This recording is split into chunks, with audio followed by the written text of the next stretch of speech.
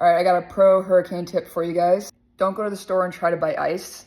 Get water bottles, fill them up with water, or if you need to buy water bottles, empty them just a little bit, squeeze them, and then close it so that way it has room to expand in the freezer.